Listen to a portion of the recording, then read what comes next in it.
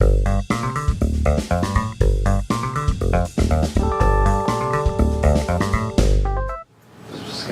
mais quer? Eu já passo. Bom, enfim, fazer a pergunta. Era sobre a escola de Frankfurt mesmo, que teve muita apropriação da história de consciência de classe, e eu tenho a impressão, não porque estudei, mas por quem eu vejo que tem referência e estuda e usa isso para se posicionar politicamente, a referência na escola de Frankfurt, sem uma posição mais moderada, e cada vez mais moderada, né, conforme ela vai avançando. Chega no Habermas, então aí já... Claro, você anda de vez. Mas aí, você acabou comentando já, mas eu queria perguntar se você puder comentar alguma coisa da relação dele com o Benjamin.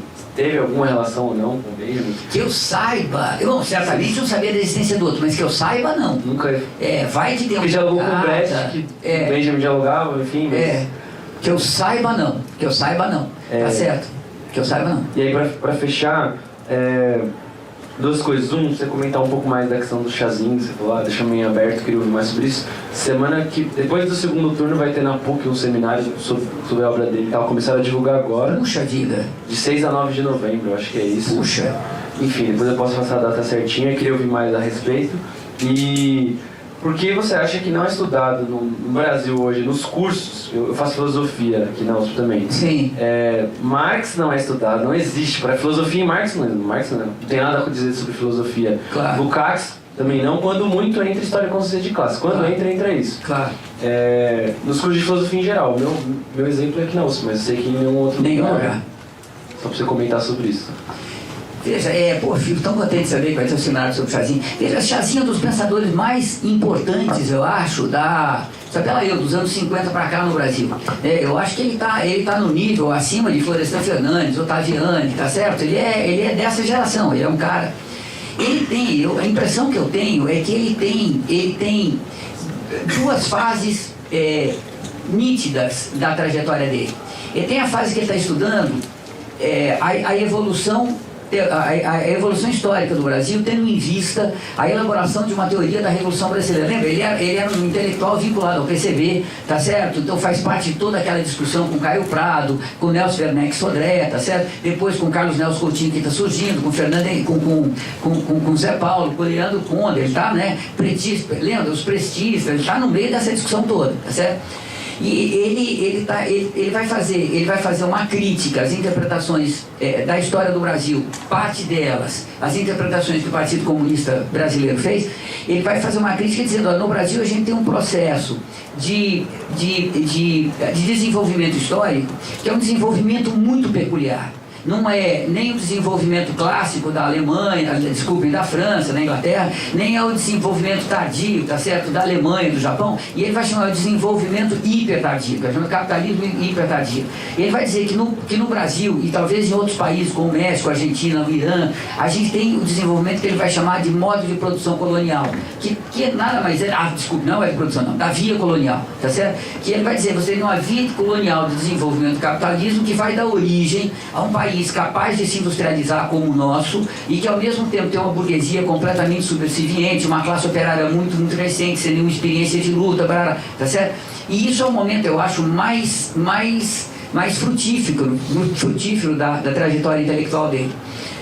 Quando começa o processo das greves de 78 e 79, ele tem textos interessantíssimos do que está acontecendo, o processo de evolução, de crítica, as interpretações que a esquerda está fazendo, né? Ele traz o conceito de politicismo, a crítica, tem coisas interessantíssimas.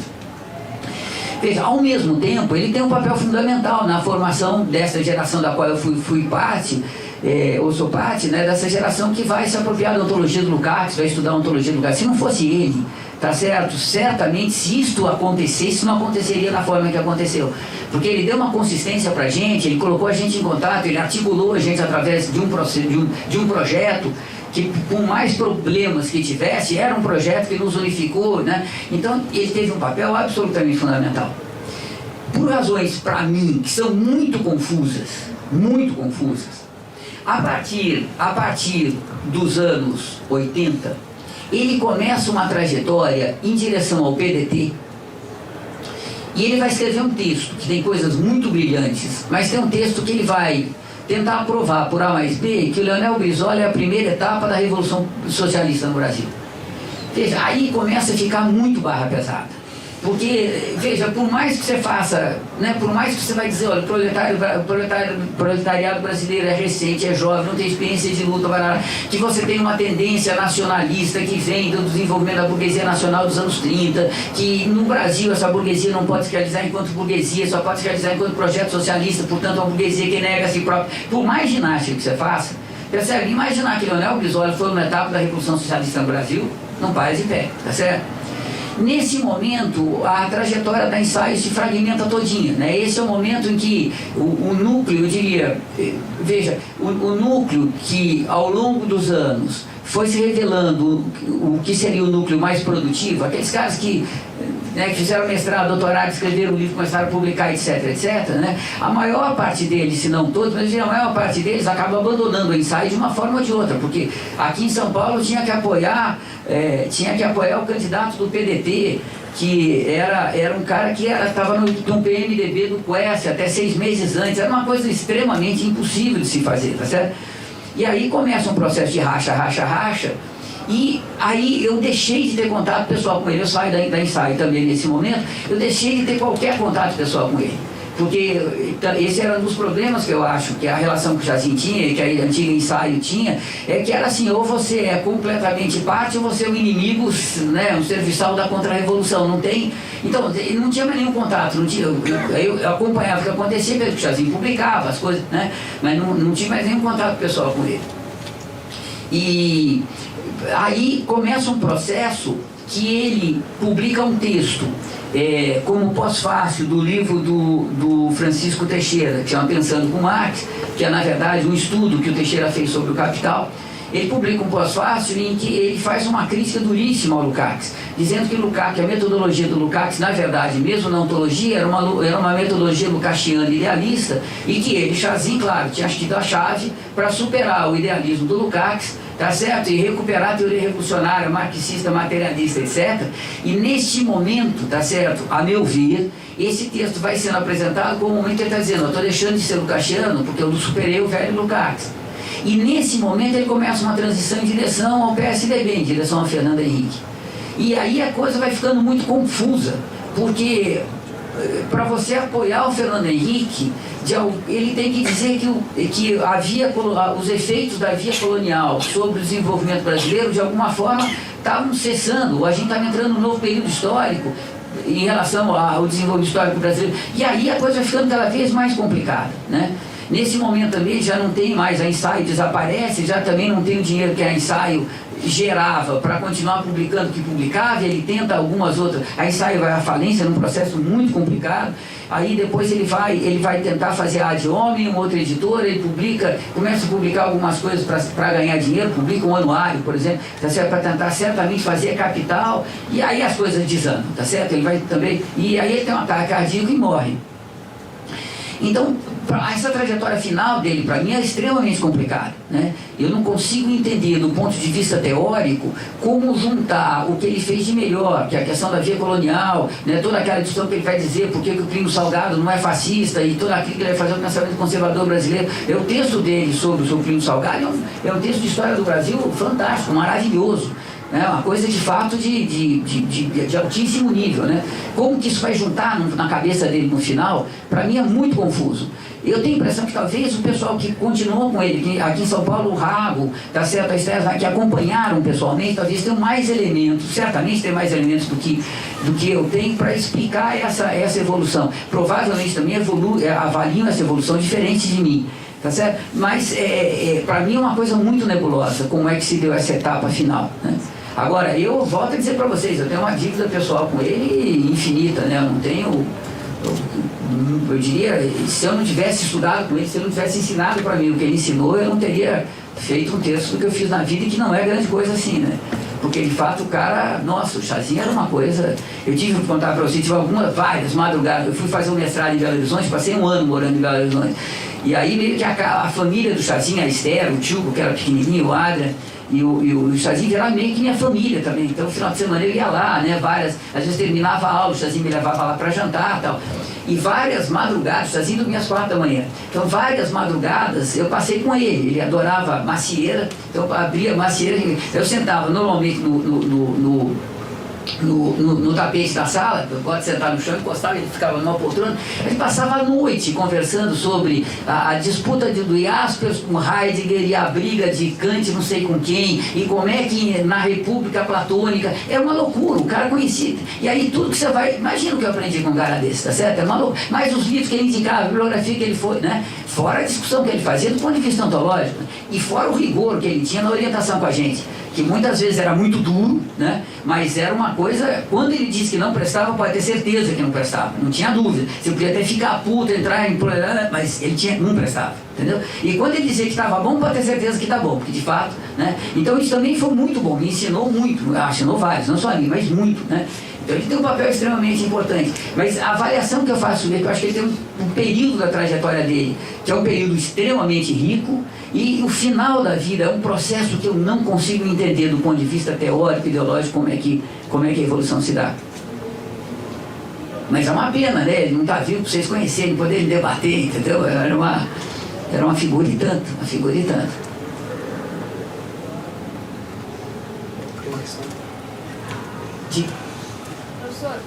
Professor, tô chico demais, fica aí.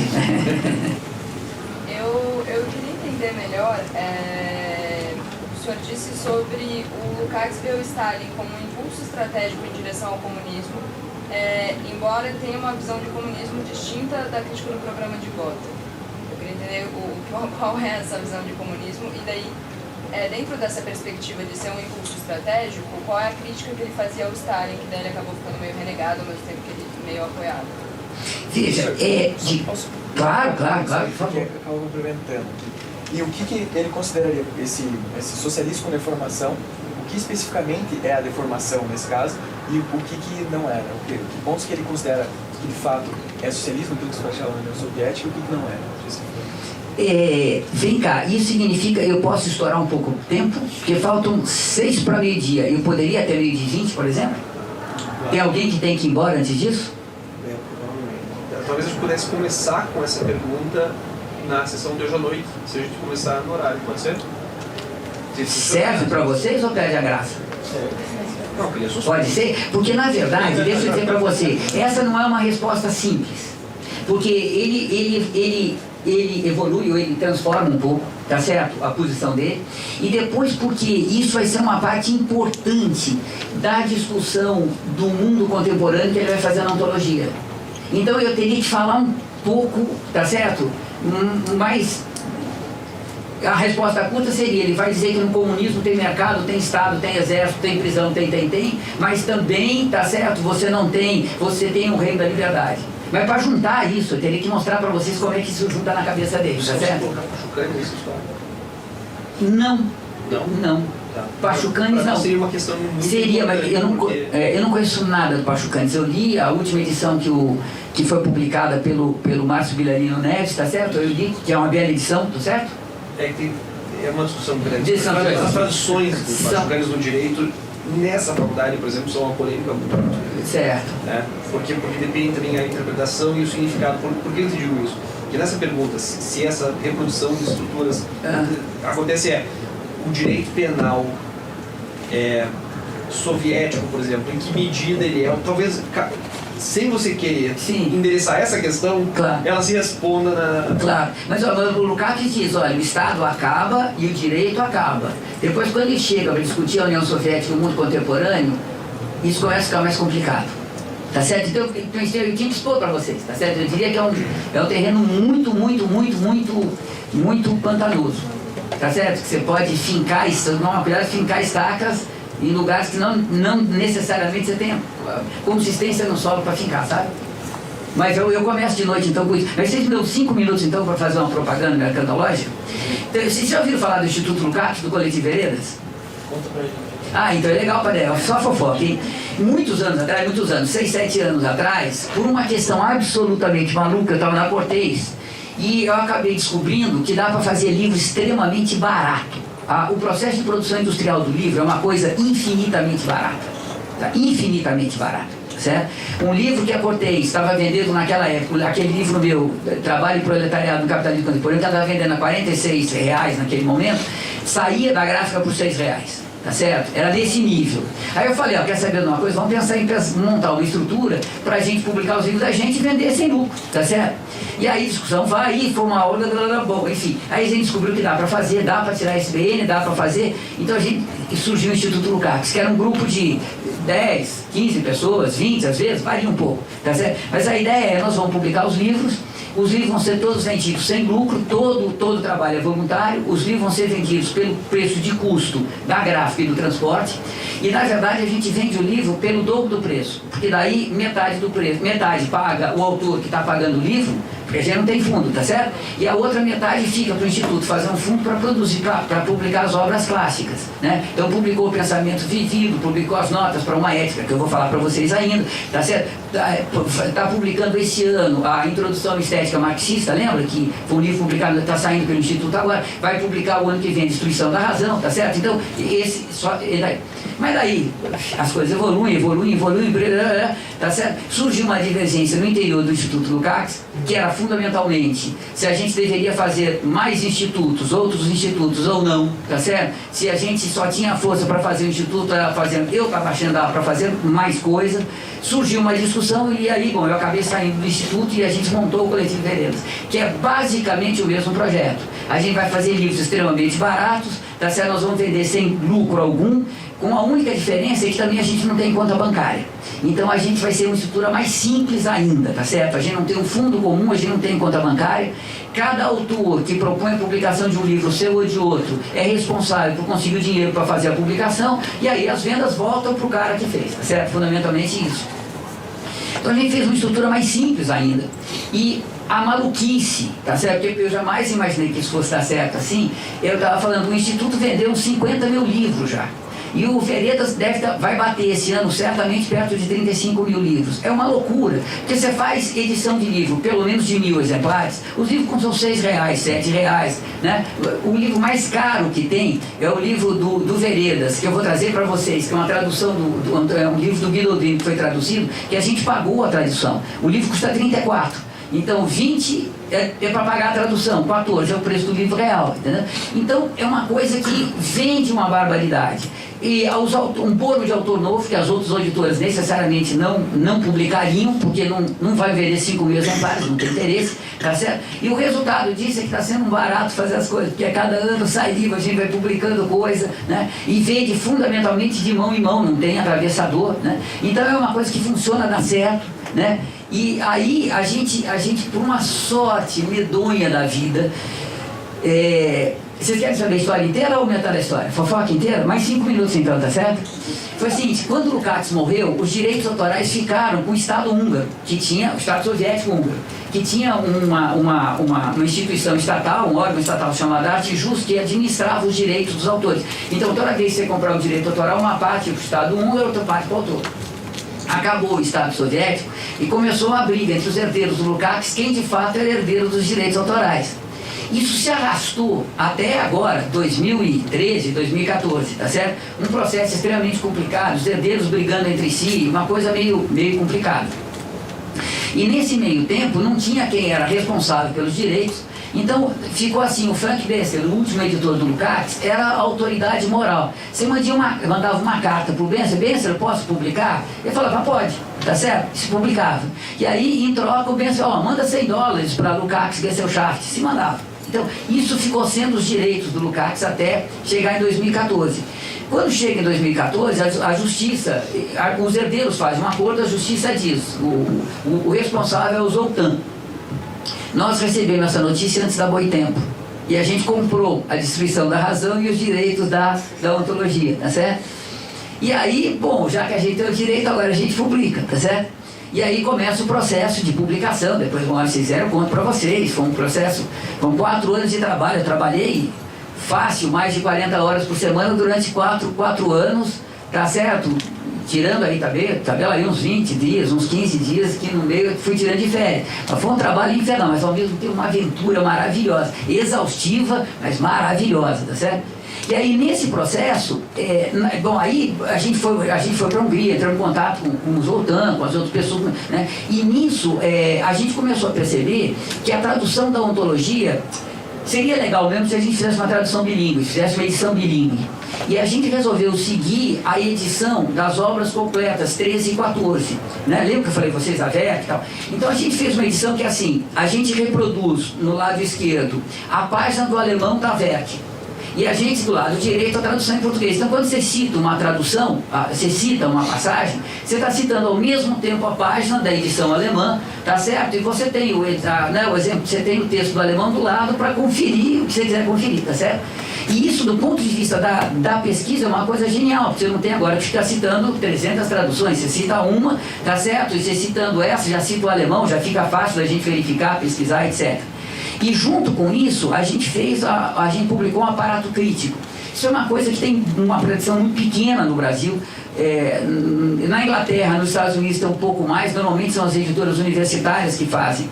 Mas o aparato crítico são instrumentos para a gente investigar a obra. Então, normalmente no aparato crítico, a gente seguiu esse modelo, essa tradição. Você tem a nota do tradutor que discute por que traduziu isso assim, não assado, isso pode ter problemas, isso não, a gente fez opção por causa disso, presta atenção nisso. Algumas questões a gente não conseguiu resolver, então a gente adotou esse critério, tá certo? A gente publicou o pós-fácil do Bensler para a ontologia, que nunca tinha sido publicado no Brasil, que é quando o Bensler conta como é que de fato foi feita a edição final, tá certo? Publicamos um índice de assuntos, que é o primeiro índice de assuntos da ontologia no mundo, eu tenho o maior orgulho disso, tá certo? Que é um índice de assuntos de verdade, não é pegar onde aparece a palavra consciência, não, a consciência é isso, né? Também, é um índice que tem 1000 problemas, falta muita coisa, tá certo? Está longe de ser completo, mas é o primeiro que a gente tem e estamos começando, né? Então, saiu tudo isso, é um calhamaço desse tamanho, são 3.400 e tantas páginas, tá certo? Que a gente está vendendo por R$58. Legal, né? Genial. Então eu queria saber quem de vocês querem, tá certo? Eu vou agora, amanhã, eu vou de tarde pegar os exemplares, trago para vocês, tá certo? E passo a mão de vocês por R$58, tá certo? A capa ficou linda. É uma página do manuscrito dos prolegômenos, tal, ficou muito bonitinho. Para facilitar isso, que eu vou dispor o seguinte, eu vou pedir ao Renato, que está aqui, que faça uma lista para quem quiser, porque daí seria conveniente trazer o dinheiro hoje. Não se preocupe. Deixa eu me preocupar. Tá. Não se preocupe. Se vocês quiserem trazer o dinheiro hoje à noite, porque tem gente aqui, por exemplo, que não vai poder estar aqui amanhã. Por exemplo, estudantes do mestrado que eu sei que não vão estar no dia de amanhã. Então, coloquem o nome na lista agora, certo? Ou passem para o Renato aí durante a tarde. Vamos centralizar numa pessoa, ele faz a lista, porque hoje à noite você já pode trazer o dinheiro, deixa aqui e você vai amanhã para buscar. Por exemplo, se alguém vai voltar para São Paulo na semana que vem, aí eu fico com um exemplar e entrego para a pessoa na semana que vem em outra ocasião. Mas é porque só como você vai amanhã, eles podem não ter outra oportunidade. Pode ser assim? Olha, quanto à questão do pagamento, a gente pode flexibilizar ao máximo. Não precisa pagar agora. R$58? Não, pelo amor de Deus. Eu trabalho de 4 anos, escute. Não, eu já vi, mas o dinheiro não é para mim, não, é só para pagar a gráfica. Não se preocupe. Não, veja, deixa eu dizer sério para vocês. Vocês podem tanto fazer a transferência para minha conta bancária, eu dou para vocês, daqui a alguns dias, não precisa ser hoje, tá certo? Vai cair a próxima bolsa, tá certo? Ou daqui um mês, não tem nenhum problema, tá certo? Quem quiser a ontologia diga, eu trago, depois a gente vê como é que vocês pagam. E paguem, porque senão nós não vamos ter dinheiro para fazer a próxima edição, tá certo? Mas não se preocupe com isso, não. Isso a gente organiza, tá certo? A gente não engraçado, em relação a isso é muito legal, o Instituto Lukács Veredas, a gente não tem problema de roubo. Você vai num congresso, deixa o livro em cima da mesa, ninguém tem coragem de roubar. Mas aqui é faculdade de Direito. Não mesmo assim, aqui vocês ainda têm a dimensão mais densa, entendeu? Do que de fato é um furto, entendeu? Não me preocupo com isso. Então, na verdade, quem quiser diga, eu vou trazer, claro, um número um pouco maior, vai que pinta pessoas que querem, etc. Tá certo? Depois eu deixo com vocês também, vocês podem entrar no site do Veredas, pode também fazer um pedido pelo site, a gente manda pelo correio. Tá certo? E se quem não quiser comprar e quiser pegar o PDF, ou quiser comprar e pegar o PDF, pode entrar no site do Veredas e pegar também, de graça, tá certo? E na Genesis Library tem a cópia em PDF com uma capa. Porque não foi a gente que colocou na Genesis Library, foi algum maluco que colocou, tá certo? Mas já está com uma capa, tá certo? Então, se vocês quiserem... E podem esparramar, não tem nenhum problema, tá certo? Essa obra pertence à humanidade, né? Essa tradução da humanidade, tá certo? Não é minha dentro do Veredas. Perfeito, eu só pedi para decidirem até hoje à noite, certo? E daí, se precisar entregar em outra época, eu me disponibilizo a deixar aqui no departamento. Perfeito, vocês exemplares para quem quiser. E aí, só mais um minutinho para a gente concluir, só para dar o programa das próximas aulas, só para pelo menos estruturar na cabeça deles o que eles devem esperar. Como é que nós vamos fazer? Olha, eu digo para vocês que os programas vai depender muito dos olhares de vocês, perguntas e vontades, mas em tese a gente volta para a questão da concepção de transição que o Lukács tem, começamos de noite, e aí a minha ideia era a gente pegar a ontologia como um todo. Então eu pegaria hoje à noite para fazer para vocês uma exposição geral da ontologia, tá certo? O que a gente tem na ontologia como um todo, e a partir daí começar a entrar na discussão mais específica. Então o que é o trabalho para o Lukács, como é que o trabalho é a categoria fundante, como é que tem a agenda do ser social, como é que disso vai para a reprodução, como é que reproduz a totalidade social, o gênero humano, a humanidade, como é que daí vem a ideologia para o Lukács, como é que vem a alienação, e dentro disso eu já vou estar introduzindo para vocês, né, toda a discussão, a questão da violência, tá certo? Como que para o Lukács a violência muda de caráter quando a gente sai da sociedade primitiva e entra na sociedade de classes. Na medida em que a sociedade de classes vai se desenvolvendo, a violência ideológica vai ganhando um peso cada vez maior, sem que desapareça a violência física, bruta, imediata, tá certo? Então, e aí eu ia deixar para os 2 últimos dias para a gente fazer uma discussão mais dura, mais direta, mais concisa sobre a questão da violência. E aí a minha vontade era discutir a questão da violência na reprodução do capitalismo contemporâneo, tendo visto o gênero humano como um todo, e do ponto de vista da reprodução dos indivíduos, da própria individualidade, né? A gente vive um processo de dissolução das individualidades, de fato, né? Esse processo de depressão, de suicídio cada vez maior, etc, é um processo de dissolução das individualidades possíveis, né? Fundadas pela sociedade capitalista tal como ela é hoje. Eu queria encaminhar o curso nesse sentido, mas claro que depende muito do que vocês forem perguntados, que vocês estão curiosos de como a gente for levando, tá certo? Mas a trajetória geral que eu estou pensando, né, o delineamento geral seria esse. E claro que tem toda a possibilidade também, na medida que vocês tiverem interesse, flexibilizar, mudar o curso, tá certo? Fazer aí os desvios que vocês quiserem, tá certo? Não tem... Eu estou aqui a serviço de vocês, se vocês quiserem, só resta para mandar. Se eu subir ou pulo, tá certo? Não tem erro. Muito bem. Tá bem, obrigado.